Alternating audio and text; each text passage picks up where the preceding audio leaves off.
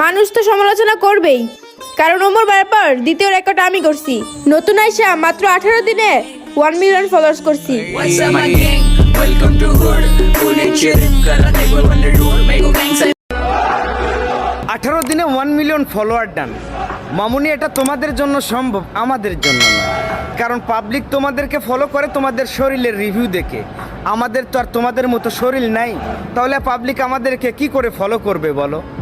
আব্দুল কাদের জেলানী রহমতুল্লাহ আলাই, উনি মায়ের গর্ভে থাকতে 18 পারা কোরআনের হাফেজ হয়েছিলেন। কারণ ওনার আম্মা ফাতেমা নিজে 18 পারা কোরআনের হাফেজা ছিলেন, তাই ওনাকে গর্ভে রেখে সকাল সন্ধ্যায় রাইতে দিনে প্রত্যেকটা নামাজের রাকাতে উনি কোরআন তিলাওয়াত করতেন। তাই ওনার মায়ের গর্ভে থাকতে উনি 18 পারা কোরআনের হাফেজ হয়েছিলেন। অপরদিকে আপনার আম্মায় আপনাকে গর্ভে রেখে সকাল সন্ধ্যায় টিকটক দেখতেন, টিকটক খাইতেন, টিকটক পড়তেন। তাই তো আপনি জন্মগতভাবে একজন সফল টিকটকার হয়েছেন। মামুনি, বেশি জ্ঞান দিতে চাই না, দুইটা ছোট্ট করে লাইন বলতে চাই। দেশের অবস্থা ভালো না, বেশি ফাল পাইরো না। দেখবা আচমকা কখন হসপিটালে ভর্তি হয়ে যাইবা, টেরও পাইবা না।